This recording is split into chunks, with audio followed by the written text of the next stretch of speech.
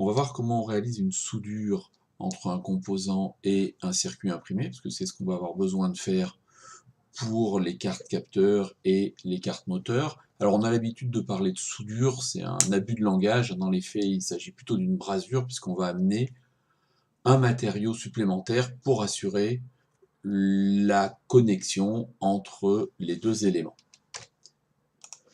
Le matériel qu'on va utiliser, c'est donc un fer à souder et de l'étain. Contrairement à ce qu'on a tendance à penser souvent, le fer à souder ne va pas être utilisé pour faire fondre l'étain.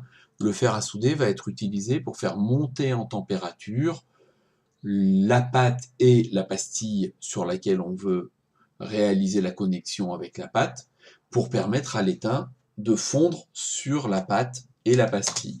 Donc on va commencer pour assurer cette montée en température de la pastille et de la pâte. On va commencer par approcher ici notre panne au plus près de la pastille et de la pâte, et pour assurer un bon contact thermique entre notre panne et ces deux éléments, on va faire fondre un tout petit peu d'étain.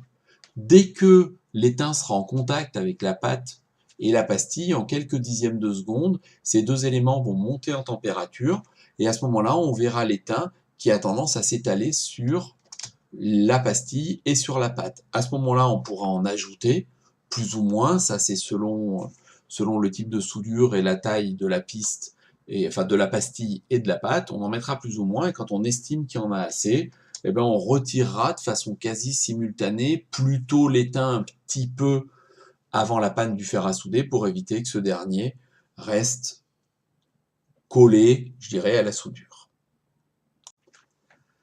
Les conditions à remplir pour pouvoir réaliser une soudure de bonne qualité, c'est d'abord de bien régler la température de votre fer à souder, donc ça il faudra la mettre généralement entre 350 et 400 degrés.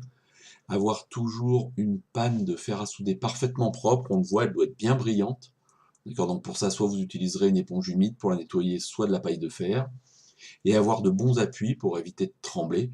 D'accord, et si nécessaire, utilisez une troisième main pour avoir une carte qui ne risque pas de bouger au moment où vous réaliserez votre soudure. Donc si je regarde un peu sur un ralenti comment ça va se passer, j'amène ma panne de fer à souder, je viens mettre un peu d'étain sur la panne, on voit que ça va assurer un bon contact thermique, et dès que je vois que l'étain s'est étalé, je le retire. À vitesse normale, ça nous donne cette action. On peut constater que j'ai mis relativement peu d'étain. Si je souhaite en mettre plus, au moment où je vois que l'étain s'étale, j'en rajoute autant que je juge nécessaire, et on voit que dans tous les cas, l'étain restera bien sur le cuivre, puisqu'il ne peut fondre que sur le cuivre.